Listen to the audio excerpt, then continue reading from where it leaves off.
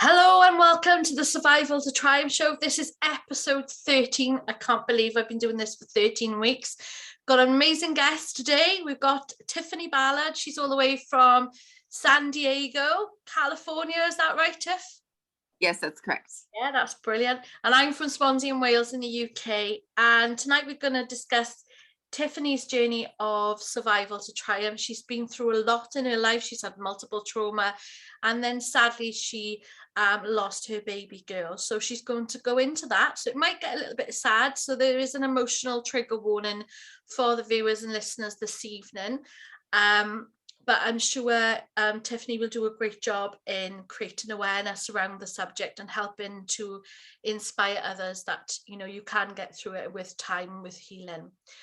So thank you, Tiffany. Can you tell us a little bit about yourself? If you're married, you've got children, or you've got a dog? Yes, so thank you for having me. I really appreciate it. You're awesome. Yes, I'm 39 years old and I live in San Diego. I'm an intuitive soul strategist. And I have a dog, no children. I'm going through a second divorce right now. But I just am here and I'm so happy to be talking with all of you lovely, amazing women today and just sharing my story. And I think it's awesome that what you're doing, Laura, that's just so inspiring. And I really admire you for your strength and getting everything together like that. So thank you. Oh, thank you. And the show wouldn't be possible without guests like yourself willing to come and talk to me and give an hour of your time. So thank you so much, Tiffany. So tell us a little bit about your past, about your childhood. I know you had a difficult time growing up. So it'll help viewers to understand your journey. Yes. First of all, I just always like to say before I share my story that, our stories don't define us. They propel us. So, and we can change our story at any time. So anybody watching this, if you're holding on to the past too much, you don't have to. And, our stories are there to shape us and help us grow and stuff, but it's not who we necessarily are today. And I think that's so important, especially for us women, because we attach to so many false realities. So I just share my story in order to provide inspiration for other women to see like, hey, you can get through whatever you're going through, no matter what, you can get through it. And if somebody like me can get through stuff, then you can too. So yeah, I've been through a lot in my life, and it's been a really a roller coaster of a ride, a fun ride though. And it all started back. I mean, I've had every single kind of thing happen that you can imagine, except for losing my mom. I haven't done that yet. But so it all started, I think my earliest memory was when I was 4 years old. And my mom was going to drive us off the side of the road into the ocean after she picked me up from school one day. And I turned to her and said, please, Mom, don't kill us. Like, it's going to be okay. And we'll get through this. And that was like my first counseling session. And, as a 4-year-old, you don't really know what's going on. All I know is I didn't want to die and I didn't want my mom to die. But, I was under a lot of stress and I don't know where it came from. I think it was divine intervention that told me to tell my mom that, and she stopped the car. And, there was just so much going on with her life and my life. I was being molested by my babysitter. And so, like the early memories of tragedy started about when I was 4. And, my mother and we have a really good relationship now. We've worked a lot to come where we are today, but she's had, her fair share of stuff too. And unfortunately, or fortunately, depending on how you look at it, has involved me in a lot of things that have caused trauma to my life too. But in the end, going full circle, it all works out. So some of that included, growing up, I had 3 dads, kind of like, I had my real dad and then 2 stepdads where they divorced my mom, but didn't divorce me type situation. And so growing up, it was pretty confusing, especially with men. And so, my mom started doing drugs. I was 11 years old when this happened. And I walked in on her one evening and saw that I walked in the bathroom, saw that she was smoking crack. And I was like, what are you doing? And so she told me what it was. And, I was a really mature 11-year-old because I had been through so much already. And I asked her to try it. And so I started smoking crack with my mom at 11. And then things just went downhill from there. It was like I was shooting up heroin and cocaine by the time I was 13. Wow. Then like I got arrested the day before my 14th birthday, actually. We got arrested together because she was absconding probation. And I ended up getting served with 9 months in Juvenile Hall because I took the blame for the drugs that were found in our house so that she wouldn't get like, a life sentence. And so, that was devastating to me. But it was such an important lesson because that marked, I think the point in my life where I was able to see now looking back that things do happen for a reason. And that point, I mean, at the time, I was 14 years old, basically, and I thought my life was over 9 months in Juvenile Hall, like away from my friends, away from my family. And it was devastating, but you know what, like it saved my life, literally. Wow. I was on track to be one of those girls that were, dead in the gutter with a needle sticking out of her arm. And so, serving 9 months in Juvenile Hall, I did. And then I got out and I was a ward of the court because my mom was still in prison. So she ended up getting 16 months. And I was a ward of the court and had to do foster homes. I had to do group homes. My aunt and uncle took me in for a minute, but I got kicked out of there because they just couldn't handle me and they had 2 kids of their own to look after. Yeah. And, my mom ended up getting me back when I was 16. And I graduated high school really early at 16 as well. And I started college immediately. And, by then, I mean, I had been through a lot and, I just got myself together, got back on track. And, my mom said to me when she got me back, you can move out of the house when you graduate high school. So I worked my butt off from like 6 in the morning to 8 at night to like work extra for credits and stuff. Cause here in the US, you don't usually graduate until you're like 18. Yeah. And so I did that. And then I started college. I was like the youngest person at my college.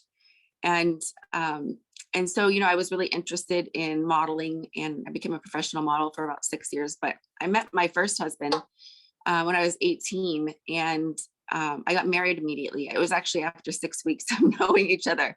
Wow. I had no clue what 6 weeks.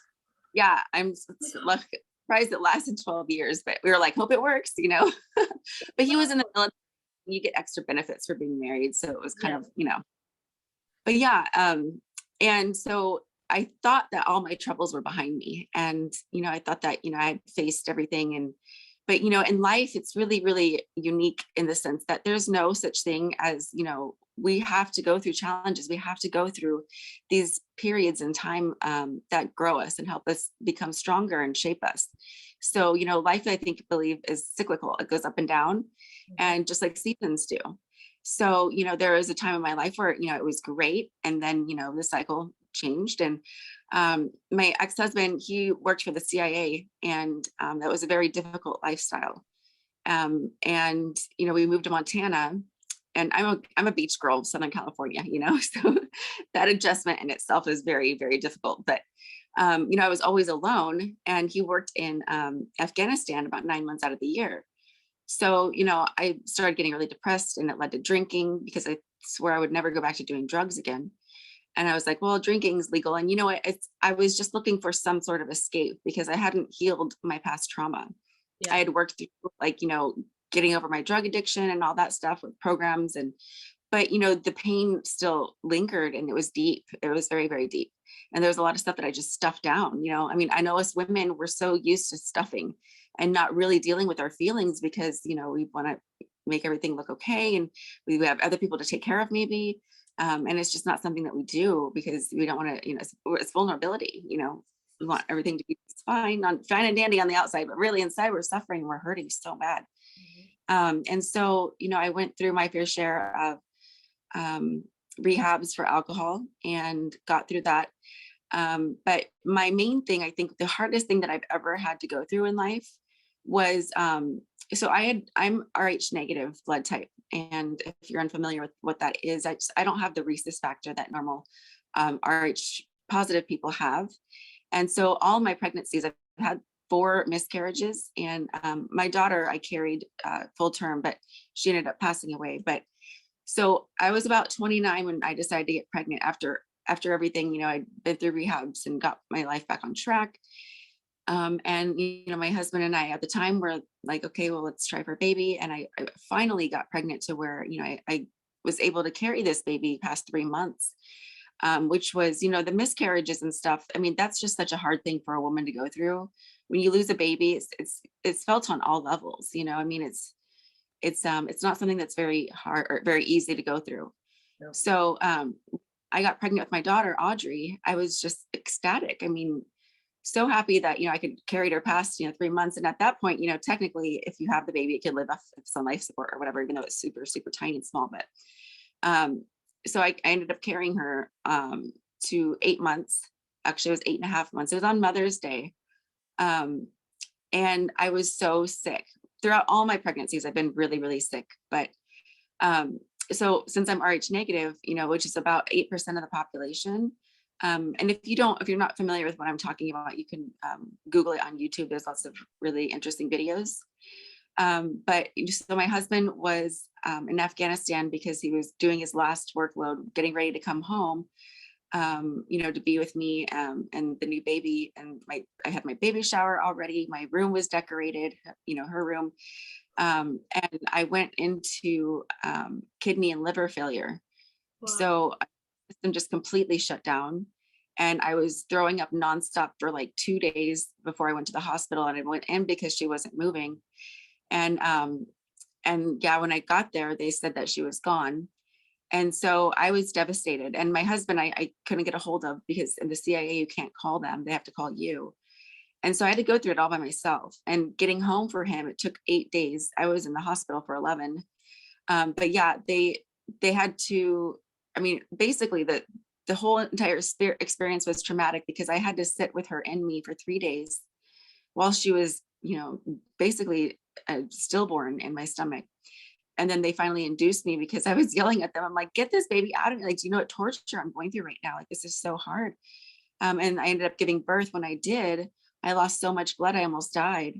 And I had to get 3 blood transfusions because the first 2 didn't take. And I'm Rh negative too, which is O negative. Blood type is the rarest. I can only receive O negative blood.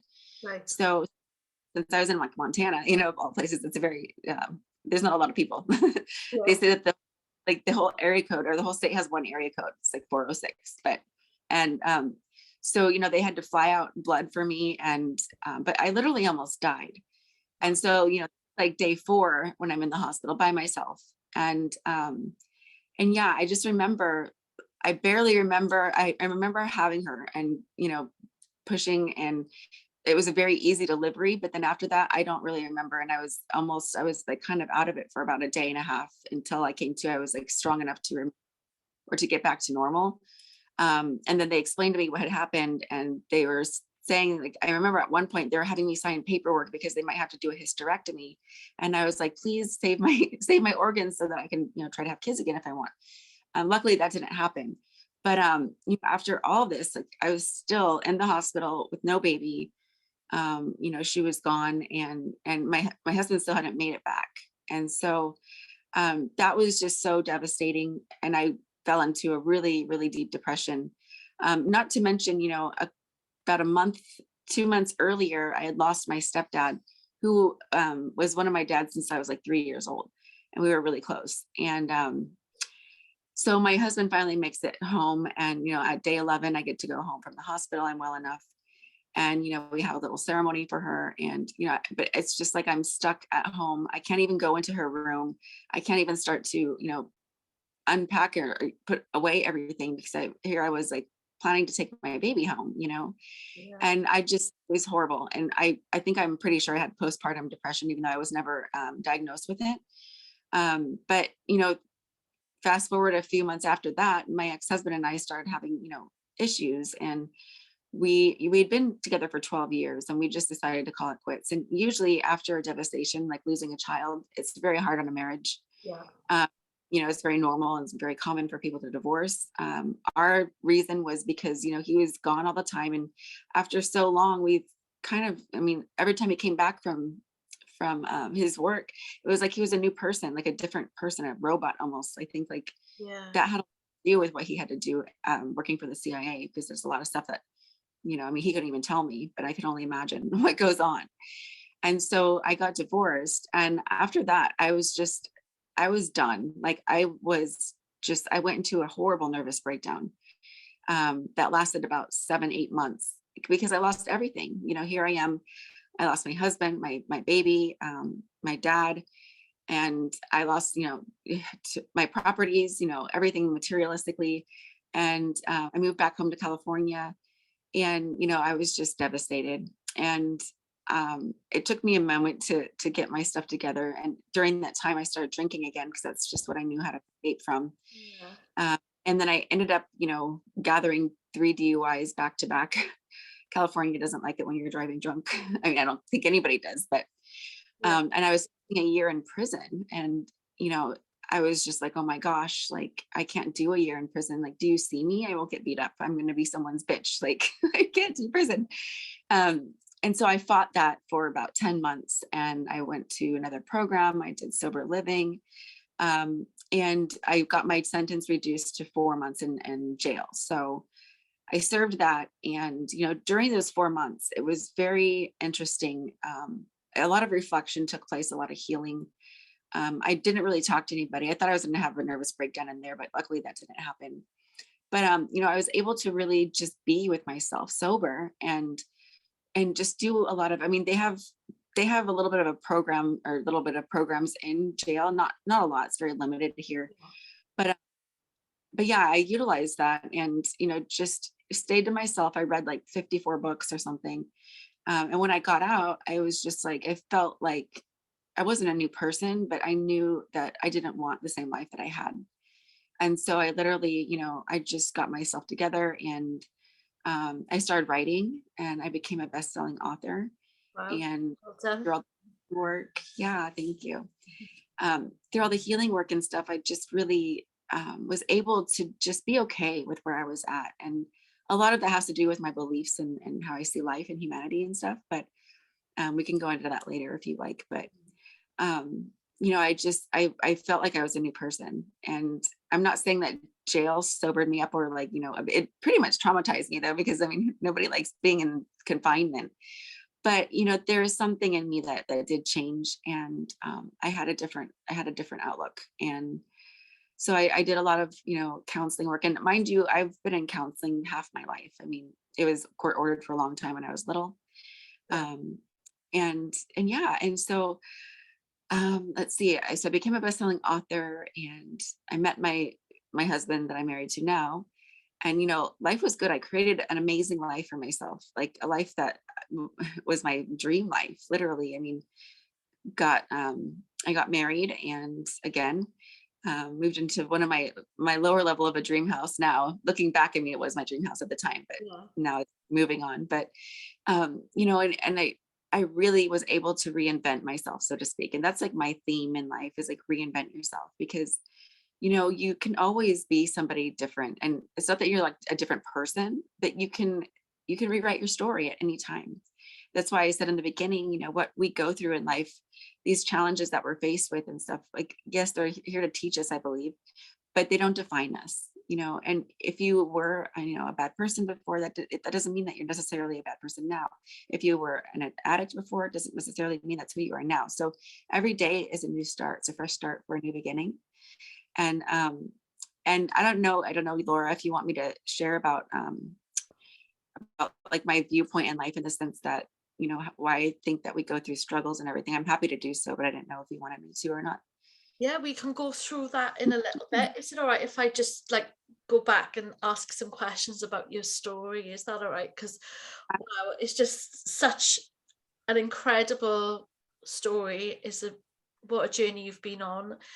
To see you in front of me now, looking beautiful and still standing and smiling and on top of things. I mean, I don't know how anybody could be, come out the other side like you have. The post-traumatic growth, as I call it, is immense. You've just flourished, and it's like you said, from a young age you had it hard from the beginning. As a child, you're supposed to have a happy childhood. Your mum's supposed to protect you, and you didn't have that start, and you went from foster home to foster home. And I'm going to touch on something that I know we discussed privately between us in the pre-interview, but just like observing from someone in the UK, the fact that you taking the blame for your mum meant that you ended up in a juvenile prison, juvenile hall yourself.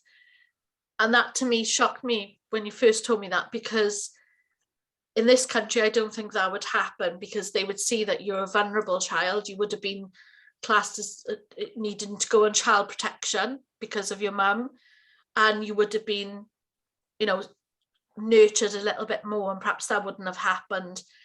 But yes, that's one thing which I think that's really bad, that they did that to you, mind that you had to suffer because of what your mum, you know, even saying that, like being under 18, like to have to go through that's quite shocking. I think our UK viewers would be quite surprised at that. Obviously things are done very, very differently in America, so that's a bit of a culture shock for us. I mean, how do you feel about that? Do you feel that they should have like thought like, well, this girl is living with a woman who's misusing drugs and alcohol, and she needs some love and care, and you know? Yeah, well, when I was in juvenile hall for 9 months, I did go to like a program called Breakthrough, and it was still in confinement. But I had gotten sentenced month 4 when I was there, so I didn't get to like complete the program or anything. I was just exposed to it. But yeah, I know that they do things very different here, and so, but I don't necessarily see that it's wrong or right. I just see that it's part of my journey and part of my soul growth path. Yeah. But so, I mean, I don't know, I'm a little bit different for that sense, because I really believe that we go through what we're supposed to go through in life, and all these challenges are there for a reason. So I do agree with you in the sense that I think that here in America, they need to be more compassionate Yeah. when children, and when it comes to, I mean, pretty much, I think anything under 16, you know, how can you fend for yourself? How can you, I mean, you're supposed to be in a nurturing environment raised by your parents, but you know, that doesn't always happen, especially here, that's very common. You Yeah. know, I don't know how it is in the UK, but you know, there's a lot of broken homes, a lot of lost children. So yes, but I think we need better programs here. Yeah, no, absolutely. I mean, you know, we're not perfect here. We do have, you know, we do have youth detention and things like that, and young offenders. But yeah, so that was really interesting, and part of your story there to reflect upon. And it was so sad about your baby. I just want to ask, did they allow you time to hold her and to Yeah, absorb? Yeah, you did get that. I'm glad. yeah, it's like right after. I don't really remember it, but what they did do, this was terrifying to me, thinking back about it, because I was so sick, and I went into like a metabolic shock, basically, when I lost all that blood. After I was stabilized, they asked if I wanted to see her, and I said yes. Yeah. And so I did that time, even though she, you know, I mean, obviously she wasn't there. Her soul was gone, but I was able to hold her and, you know, see what she looked like and all that stuff. And that was, I almost wish I wouldn't have done that, because it was, my heart just wrenches even thinking about that now. But Yeah. yeah, an opportunity to do that, and I did that. Yeah. Yeah. Okay, we'll move on from that. We'll move on instead. But yeah, so everything, so with the nervous breakdown you went through after, um what help did you get? What about friends and family? Like your husband, is it right he was away, or you'd split up at that point? Well, no, we had split up, and I think that's what triggered my nervous breakdown, because after, you know, everything I'd went through, and then on top of it, to top it all off, you know, my divorce after 12 years of marriage, it was really tough. So, I mean, I just lost it for a minute. I went a little bit loony, and but you know, my sister was there for me through everything. She actually was the one that like I was staying with, and when I moved back home to California, and kind of nurtured me back, you know, to health Yeah. and to my meetings, and my counseling sessions and all that stuff. So I have I have to thank her a lot. But I wasn't, as far as support and everything, I did have friends, but I'm the type of person, I'm a very introverted person. And I'm very, you know, picky with who I hang out with, but so I don't have that many friends. And I actually prefer it that way. I'd rather have, you know, a few close friends than a bunch of, you know, fake friends or whatever you call it. But, Yeah. you know, going back to, you know, losing Audrey, for whoever's listening, you know, it's devastating losing a child. You know, it's really a hard thing to go through, even if it's just a miscarriage. like I was saying before. And the thing is like the way that I see life is it's not a loss. It's just not right now, and you'll be reunited later, in whatever way you're supposed to be. And, you just have to pull yourself together and know that everything has its place. Everything in life has this role to teach us something for growth. And my beliefs, I believe that, and I'm not any religion, I don't identify with anything religious, even though I was raised Catholic and I went to private Christian high school. I would say I'm more of a spiritualist, but I believe that we all go through all of our struggles and triumphs and challenges to shape us to be who we are. And because we agreed to it before we even came down here to this earth in this incarnation. And there's certain lessons that our soul, like, so we're all infinite conscious beings. Like, you are an infinite conscious soul. And yes, you're here in this body, in this vessel that allows you to survive on this thing that we call earth, but you are infinite. You're so much more than just your body. You go way beyond that, and lifetime after lifetime. And, there's things that we need to experience, that we choose to experience when we come down into these lives that we have. And, in our human form, we see it as being a devastation. And, it is to us as a human form. But in our infiniteness, it's not, because we had to go through this. We had to go through these challenges and these experiences because we are evolving. We're evolving into the next evolution of ourselves. So I don't necessarily see things. I mean, when I go through things now, it's still hard and it's still tough, but like, I'm able to see it with a different awareness, with a different perspective. And that really, really helps, because it's not that it doesn't get easier. It's just that I have a different mindset, a different mind frame, and I've equipped myself with tools that are helpful in getting through stuff now. Yeah, that's like resilience to the maximum, isn't it? And it's like, it's that old saying, it's always cliche, what doesn't kill you makes you stronger. And that is so true. The more things that you go through, it does build resilience. And even though it's sad and it's traumatizing and everything, it does shape you as a human being, as a person. And I'm a very spiritual person as well. I'm not affiliated so much with religion. And I do believe that our bodies are just the carcass, and our soul is divine.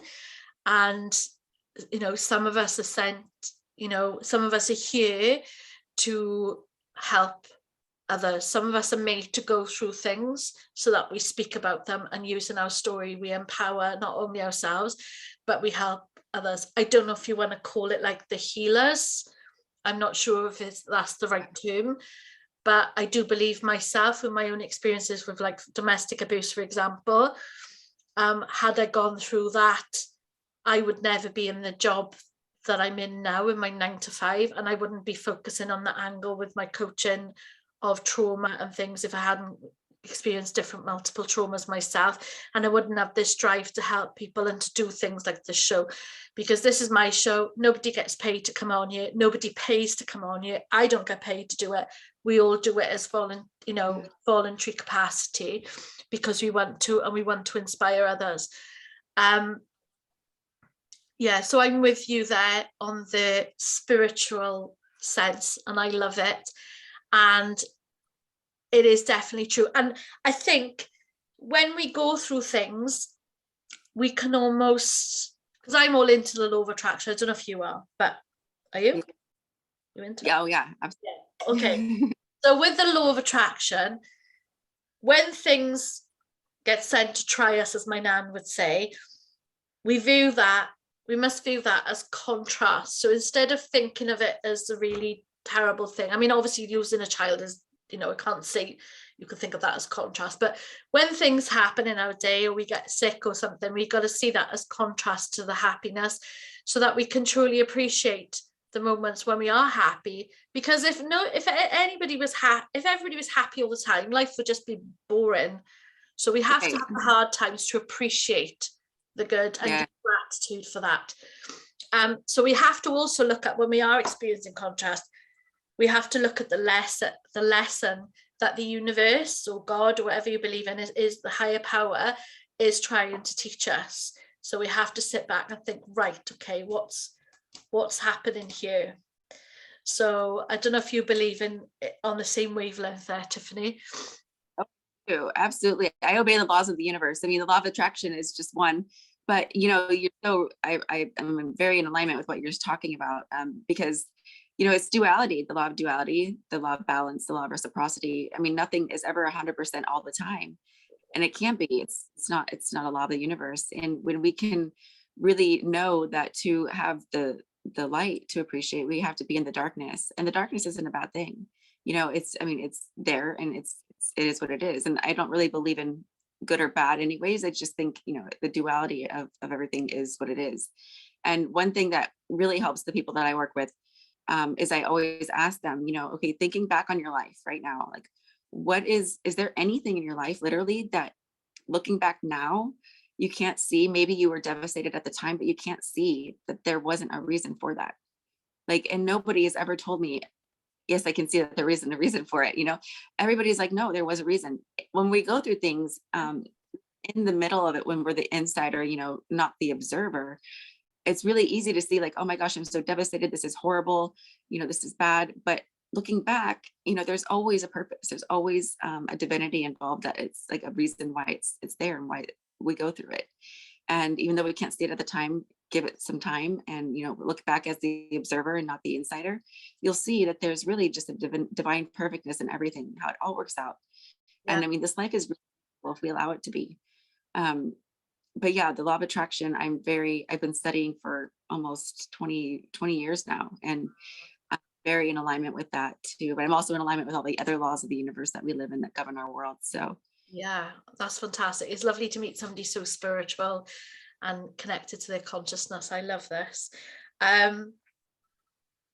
Going back to everything happens for a reason. I mean, in my own life, gosh, I did a show, talked about when I had cancer at 19 on my spine, and that was like the worst time of my life. But I was a management trainee in a department store before then, and I was very young doing that, 18 to 20.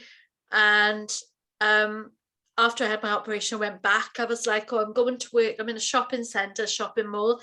In the winter, it's dark when I leave the house. I come home, it's dark. There's no windows inside the shopping centre. I'm not seeing any natural light. I'm young, I've got all this responsibility. And then I went on a holiday, and I saw how we have the holiday reps that work in the resorts, and they do the package holidays, and I saw how they lived, and I was like, this is what I want. I want a party, I want a club, everything. And then I went on to the best couple of years of my life. I went abroad for a few years, so that like pushed my path a different way.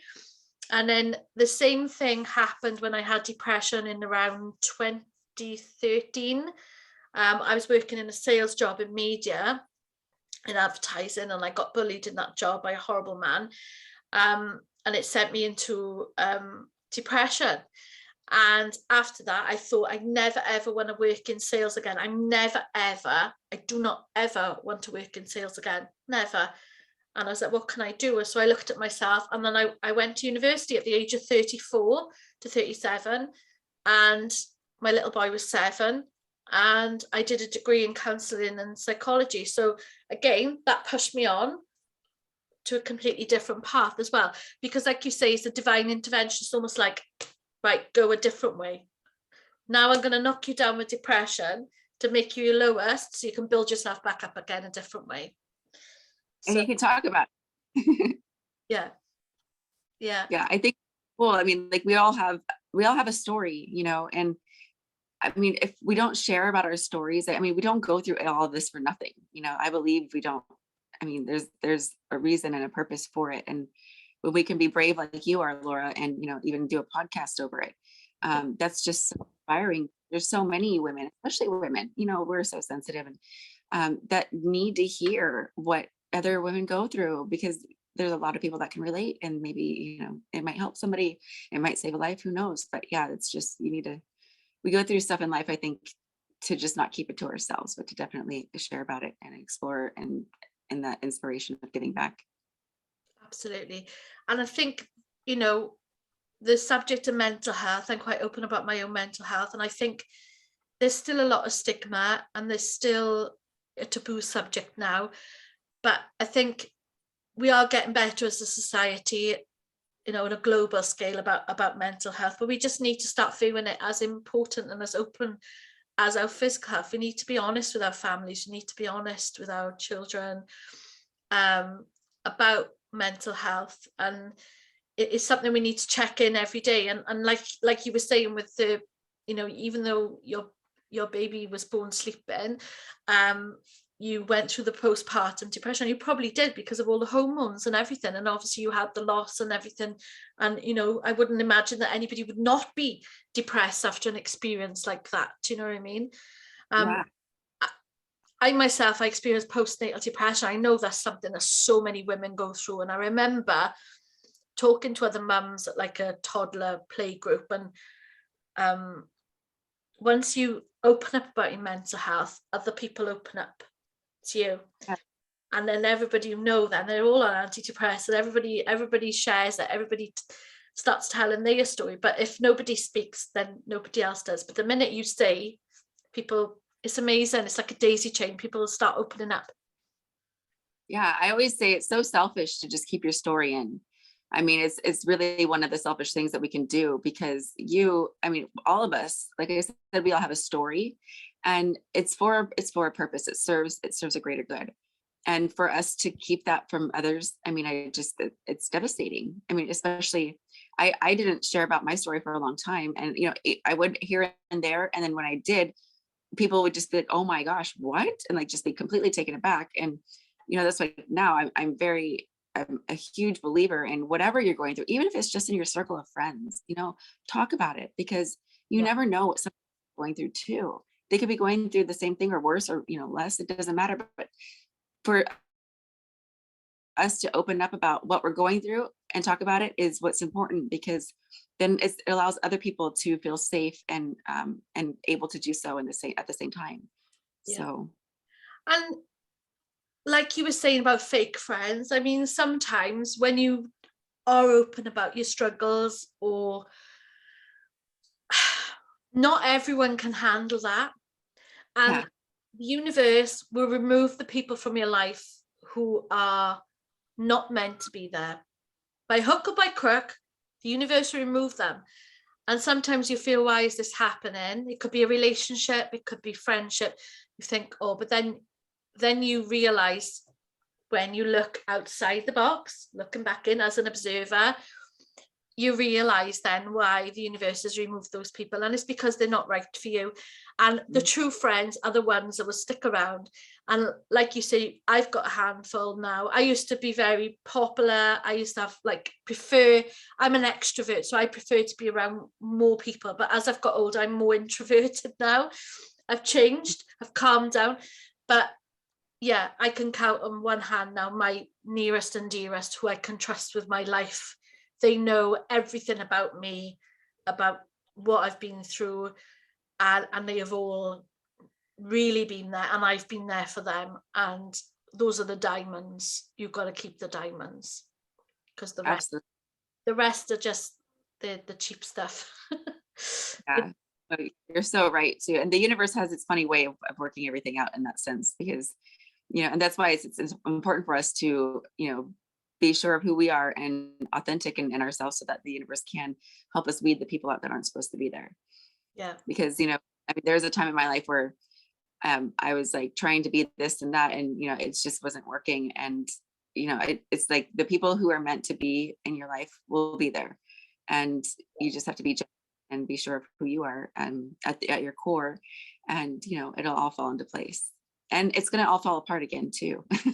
Yeah. And this is the thing, isn't it? Yeah. Yes. And so when you know that ahead of time, it gets so much easier. I maybe not easier, but that life is never going to be just 100% happy. Like, of course not. Like, that's not what life is. If when it gets to that point, then we probably are dead, because then we don't learn and we don't grow and we don't, become our next best version of ourselves. So, it's really interesting. Like, now it's not that I expect the hard times, because it's not really good for the law of attraction, but I don't shun away from them when they do come. Like, for example, right now I'm going through my second divorce, and I'm having a blast. Like, I mean, it's a little bit sad, but again, I have this understanding of, what, the right people are being weeded out of my life, or the wrong people, I'm sorry, are being weeded out of my life. And that's okay. And yeah, it's not as hard as what I've been through. I'm like, sometimes I'm like, this is cakewalk compared to what I've been through, you know, so it helps too. But Yeah. at the same, you know, when we resist change, it makes the law of attraction work less in our favor. So when we're going through changes, and we kind of see them as like difficult or, you know, devastating, the best thing to do is to embrace it and find your way, find your happy medium of doing anything you can to feel good about that change. Even though if you can't really see why it's happening, why it's taking place, do whatever you can to like keep your vibrational frequency up, because you're just going to help the law of attraction that much more work in your favor. And the reason why I've been so obsessed with the laws of the universe is because like they're there no matter what, right? Like we can't change them. Yeah. But for example, like with gravity, if you fall off a building, you're going to hit the ground. But if you have a parachute on, you might not die. You know, you're probably not going to die. So like there's ways around to make them work for us in that sense. So once you learn to study them and become aware of what they are, you can shape your world to work a little bit better with you, or work better with the laws of the universe. So it's a fascinating subject to me. I've been studying it for a long, long time, but yeah, I always say, you know, like we've got to develop our parachutes and the certain laws. So the law of attraction, you know, do embrace change. Don't fight it, because the more you resist it, the more you're going to get the non-pleasantness of it. Yeah, absolutely. And it's like, I listen to, you probably listen, Abraham Hicks, the work of them. And it's that analogy of like going down a river in a little boat and allowing the pull of the river to just don't go heading upstream. So many of us are trying to fight in a job, fight in a relationship to keep it going, to keep happy, you know, with friends or whatever, to keep going, to save things, and you're fighting against the current of the river. So just like let go of the oars and just go, and the universe will guide you. And that's something that I know religious people do, that they like let go to the Holy Spirit, isn't it? It's very similar to that, but we don't refer to it as God, as the universe. And it's not like a man per se, it's more of like just there, like a force, you know, like a spiritual force that's so grand. And yeah, so let go of the oars and stop fighting and stop holding on to bitterness and things, because this is another thing I always say, is like when we're holding on to anger and bitterness, for example, going for a divorce, it's not easy. It can get really tense, and I've been through one myself, so I know. But it's like when you hold on to anger, the only person, when you're gripping on tight, the only person you're going to damage is yourself, because your nails are going to dig in and you're going to make your own self bleed. You're not hurting anyone else. So let go, and you know, new things and better things will come for you. But you can never see that until after. Yeah. There's always a lesson. It's like my last relationship. I've been single now, Tiffany. In July, it'll be 5 years. Okay. And that's single by choice. I've done the dating thing and I've realized I don't want it anymore. But my last relationship, it was very coercive control. There was emotional abuse there. I swear he was like a covert narcissist. But anyway, he ended up killing my cat, right? And so I got rid of him. But this happened, I couldn't see the control and I couldn't see that emotional abuse. But obviously my cat, Garfield, lovely ginger cat, dying, being killed by him, that was like the bolt from the blue, whacked me in the face, almost like woke me up, you know. Divine intervention. It's like, Laura, this man's not right for you. Like, I'm showing you all this stuff, you're not paying attention, you know. The universe is showing you all this stuff, you're not paying attention to this, to that, the other. Right, this has happened now. Are you awake now? Are you awake now to what's happening? This man's not for you. Cancel it, because I was due to get married to him. Cancel the wedding. And so it was like, I had to wake up then. There was no other choice. So even though I really loved him, that was the most painful thing to do, was to end that relationship, because I was like deeply, deeply in love with this man. So looking back now is the best thing ever, because being single, I am much more happy being single than I've ever been in any relationship. And I've seen that all my happy times are single, and some of us are meant to be the single ones. Some of us are meant to be independent, and like you see the men, they live the bachelor lifestyle. Well, I'm like the woman version of that, the female version, you know. I'm not a man, but I'm just content. I'm just content with my animals and my son and my friends. And when people say about getting into a relationship, I'm like, oh, Right. don't want that. Yeah, I could that. So yeah, so it's interesting how life turns out, doesn't it, Tiffany? It's like,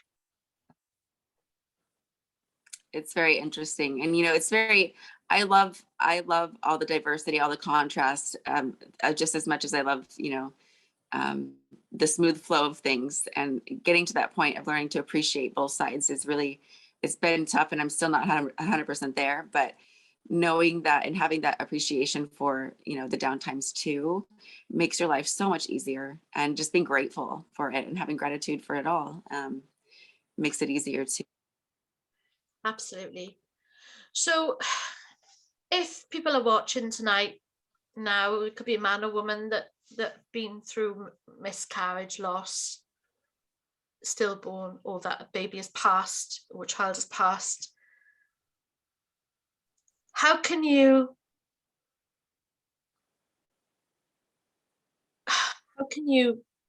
say to them that it's hard, isn't it? Like, everything will be okay. It's such an easy line to say, but how can you reassure somebody that they can live again, breathe again?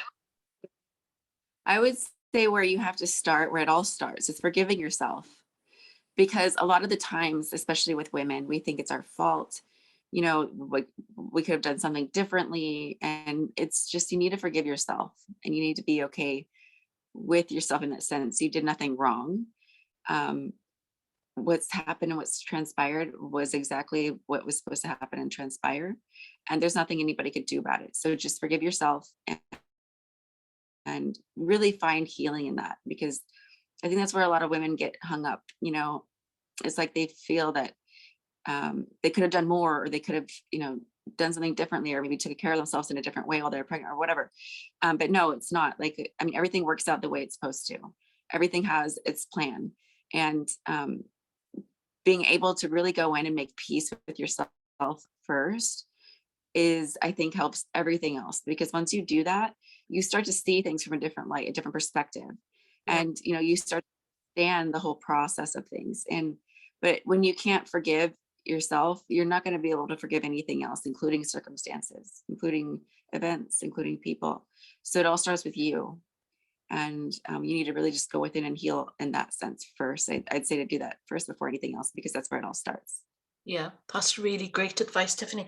And if anybody has never heard of it, you can look up online. It's called the 5 stages of grief, and this is for any type of grief, and it's even if you're grieving the loss of a relationship through a divorce.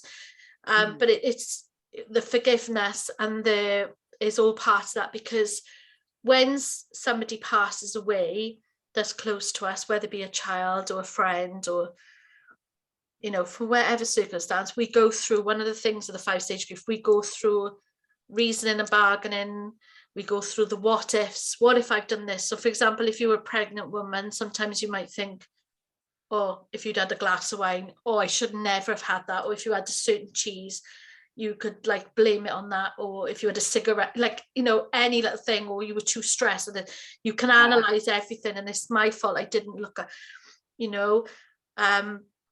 and it's things like that, and it's the bargaining reason. And then you go through like, why didn't I die instead? Why did my baby, why did my partner, why did it have to happen to us? Why couldn't it happen? It should have been me. So it's called the 5 stages of grief.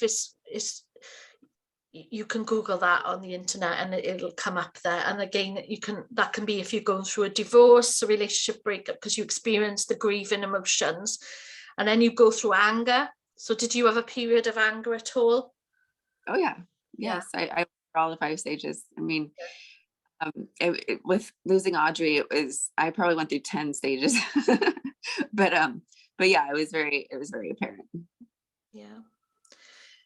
And I think for anybody who's going through any type of mental health difficulty, like Tiffany was saying, you just must reach out to a friend or family member, or a professional. Just please open your heart and speak about it, because as my nan used to say, a problem shared is a problem halved, and it always helps to get that get your feelings out of your chest. You're not carrying it here in your body, because it will manifest and it'll be psychosomatic. You start to have aches and pains and different things will come out. Yeah. There's a healing energy in the sharing process too that happens and takes place. And it's just, it's better overall. You feel better and you can analyze things and see things from a better perspective. And again, releasing it. That's so important, because your body will start to, develop illnesses if you keep stuff in. And that's a real thing. But that's a different subject. But yeah, it's definitely good to talk about it. Yeah, absolutely. We've got 10 minutes left. So do you want to tell people about your book? Is it about your life or about spirituality or? Yes, it's called the Road to Success. And I was actually fortunate enough to co-author with Jack Canfield, who is, I've been reading his stuff since I was 15 years old, I think, starting with Chicken Soup for the Soul. Oh my gosh, I've heard of that. So you partnered with him? Yes. Wow.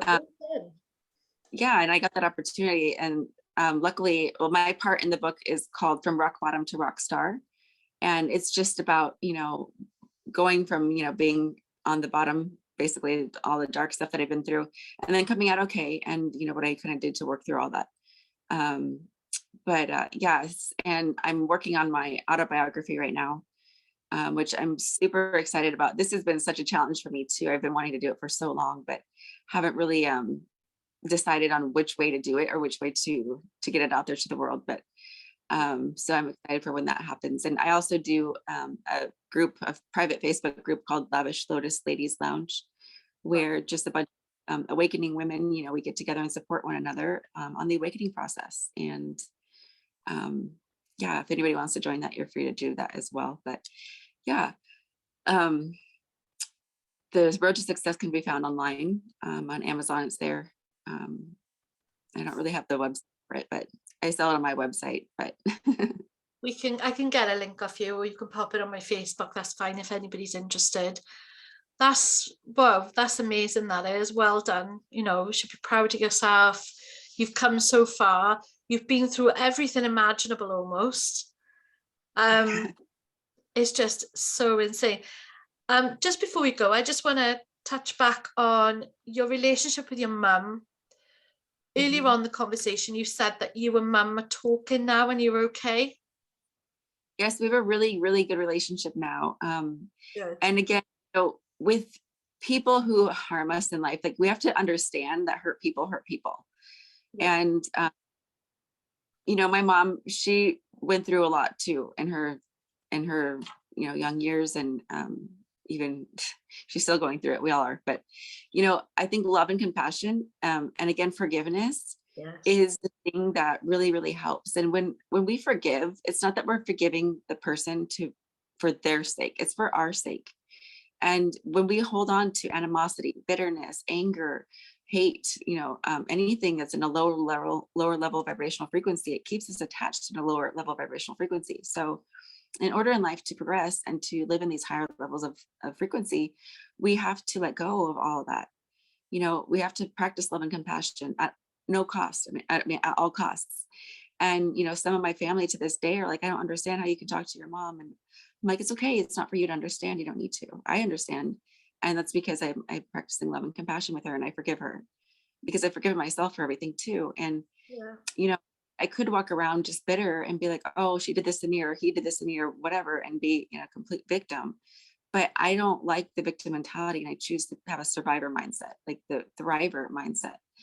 And, in doing so, that helps me really in so many different ways. And just to let go of all of the lower level vibrational frequency energies has been such a gift, such a blessing. That's why I love the law of attraction too, is because I understand, I get it. I get the frequency, balance. And I know when I'm holding on to those lower level frequencies, I don't feel good. And I want to feel. So my way that I feel good is let go of all that.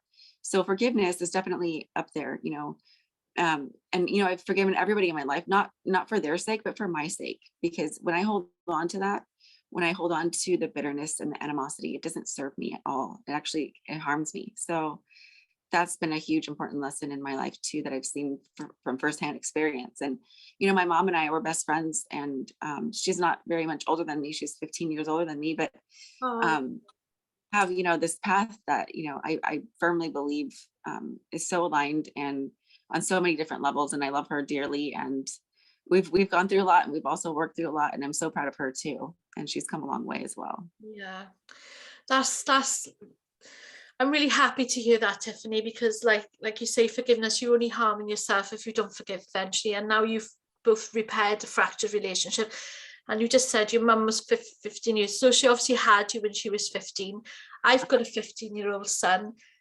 And, that's children having children, isn't it? And, she must have gone through a lot with that as well. So I think there's obviously generational trauma, isn't it? It's like you say, hurt people, and it's like that. Is she still misusing drugs and alcohol now, or has she been through rehab? No, Oh, that's no, amazing. you've been sober for a long time too. So That's yeah, and she's, fantastic. yeah. That's really good. So how often do you see her now? Do you live near? We live about 5 hours away from each other, but I see her often. We talk almost every day, but yeah. Yeah, that's brilliant. I think that's lovely. And it's like, if you can, sometimes we can forgive, but we never forget, but I think forgiveness is such a huge thing for being able to move through life with a bit more ease, Yeah. and have compassion and love, and having that heart center, and living life through the lens of gratitude. And like you say, not having the victim. There's many people, and the thing is, people can't help it because society places this victim mentality onto people, that when things happen, or when they go through mental health, or it's like almost it's like, I think of it as like society's oppression. So like, for example, I've suffered with depression, anxiety in my life. I probably, from time to time always will, and I've got my own management tools. I manage it well, blah, blah, blah. But sometimes you can have the thing with that. For example, I could have this thing, or I've got depression, anxiety, so I can't. It's like my shackles, it's my oppression, it's my dark cloud. But what people need to realize is that just is a diagnosis. It doesn't define you as a person. You were saying this at the beginning, isn't it? You need to learn, like you can learn, if you want to, strategies to help yourself with any type of thing, mental health, to be able to get you to function. And you have to learn the way that works best for you. And you have to, nobody else is responsible for your mental health, only you. And I teach this to young people. It's only you in your life. It's not your husband, your wife, your child, your parent. You are the one that's responsible for your brain, for your mental health. So you have to learn the tools to recognize when things are going wrong, so you can pull yourself back and learn things that you can move forward, and you can get through it, and you can function with help, whether that could be a bit of medication, it could be therapy, counseling, life coaching. There are ways and means, and there's plenty of free resources on YouTube, isn't there, Tiffany? Do you think? Yes, absolutely. And I mean, at the end of the day, it's only up to us anyways. We can't depend or rely on anybody else for that, because at the end of the day, we go to sleep with ourselves and we wake up with ourselves. And I mean, even in society, we can't depend on anything. Yeah. And especially this age, there's so much corruption, I mean, in the whole entire world, but it's just you and you, me, myself, and I is what I say. So yeah, you have to find a way that works for you. And there's no excuses. I mean, at the end of the day, it's up to us. If we want to have a different life, if we want to have different ways, if we want to experience something different than what we've always done, we have to do something different to do that. So, and there's tons of resources. Just Google or on YouTube. I mean, I am like a YouTube university student. I watch YouTube videos on this stuff all the time. So I love it. yeah, especially, I mean, we live in an information age these days, it's the technology age, and there's so much information literally at our fingertips. So and free as well. And obviously you can have therapy, coaching. I'm a life coach myself. My sessions are very reasonable, £50 an hour for the UK, I think $65 I charge US, and 60 for euros for European. So if you would like to know more, if you'd like to break free from the shackles of anxiety, depression, whatever's happening, then give me a shout on my messenger, on my page. Tiffany, what is it? Do you do coaching as well? I do, yes. Yeah. I do more intuitive strategy coaching, where we like delve deep into more of who you are as an infinite conscious being, having a human experience here. Yeah, that's fascinating. I love that. I love all that. So if you want to find out more about your spirituality side, then Tiffany, she's this way, is the woman for you who can help. Last thing, we've got 1 minute left. So have you got any sort of extra wisdom to share with our audience today? I'm putting you on the spot now. I would just say that really it's so important to, and again, everybody is different. We're all so uniquely made, right? Nobody has the same exact thumbprint, fingerprint. But when you can get to a spot where you truly like adore yourself, where you are in love with yourself first before anything else, like that's, to me, that's been the secret that's changed everything. Because like when you just treat yourself differently when you're at this stage, and when you have appreciation for yourself, you don't allow you protect yourself, you protect your vibes, your energy, you don't allow all this bad stuff to come in. And I know it's really easy to get influenced by people, especially just spending time with the wrong people. But when you have an appreciation for yourself, and you love yourself, and you value yourself, and you truly just are in love with you, everything changes in your life, because you start to put you first. And you have to put you first. A lot of us don't put us first because we've let other things take the place of that. But when you can put yourself first, that's where your life starts, like literally. And I didn't do that for a very, very, very long time, almost all my life.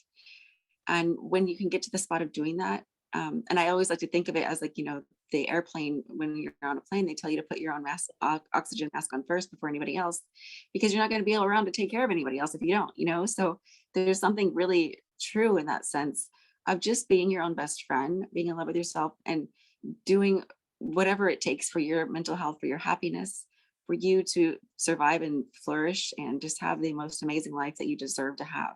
We all deserve to have an amazing, abundant life. So absolutely. When we're not, I mean, it's because it always falls down to one thing, in my opinion, and that's because we're not putting ourselves first. So it's so crucial to do that. Yeah, thank you. And that's what you say. If we don't feel that way, if we are unhappy, it's because we're not aligned with who we're meant to be.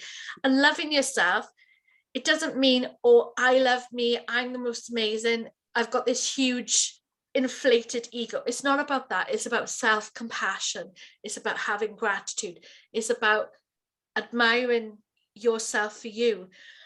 It doesn't matter what size you're. I'm a chubby woman, but it doesn't matter about things like that. Obviously, I look in the mirror and I don't think, oh, I'm absolutely Superman. It's not about that. But I do love me as a human being. I am a good human being. I enjoy my life. I help others. I give out. Karma, what you put out, you'll get back eventually. So it's not about having this super inflated, or look at me. It's deeper than that. It's about truly being content in your own company, not needing to rely on anybody for your happiness. It's not being codependent on another human being, like a husband, a wife, a child, whatever, to give you that happiness. Every human being, we can all find it within ourselves, within our hearts. And if you haven't heard of the law of attraction, you need to watch the film The Secret. It's on YouTube by Rhonda Byrne, because that'll give you a good basis and understanding to what Tiffany and I are on about. And it could perhaps help flick the switch in your mind to start looking at things in a more positive stance as well. So go look for it, The Secret. So yeah. Movie, I'm not joking, 4 times. It changed my life. I said I've seen that movie close to 400 times. 400 times? Wow, I've seen about 6. Yeah, it's like I have in fact. It's changed my life too, Tiffany, and it just switches your mindset, doesn't it? And it's a hard thing to do. It's not always easy. it's not about being positive and smiling in every single situation, but it is about when you get the contrast, the negative things come at you, you can analyze them. Why is this happening? What have I been thinking about to attract this? Right, okay, right, here and now, what are the most basic things I'm grateful for? The sun might be shining. There's a lovely flower in the garden. My dog just did something really cute. I'm giving them a cuddle. My child made me laugh. I heard a baby giggle, like the most simplest basic things, and switch it onto that. And don't dwell, please don't dwell onto everything. You have to let it go. Let go with forgiveness. So that's me done, I think, for this evening. Thank you so much, Laura, for having me. I really appreciate it. You're so inspiring and I love what you do. Thank you. And you are, and I can't wait to like have a look at that book and everything, and yeah, learn more about you as a person. So thank you, Tiffany, for coming on. Again, the show would not be possible without guests like Tiffany. I am looking for more guests to come on now in May and June. So if you feel you have a story to share, that would be inspiring. It doesn't matter, even if you've been through one difficult time, you don't have to have multiple traumas, as some people assume, to come on this show. I have had some people say to me, oh, but I'm not good enough. No, if you've come through something and gone from survival to triumph, then you were good enough to come on if you feel confident enough. So please do give me an inbox. Local people in Swansea as well, my friends, feel free and come on. You can come to my house like I did with Annalise. We can do it together. So thank you so much. Thank you, Tiffany. Hope you have a lovely day. Hope the sun is shining for you. And yes, good night. I'm going to switch off now. So goodbye, everybody. Thank you so much. Bye-bye.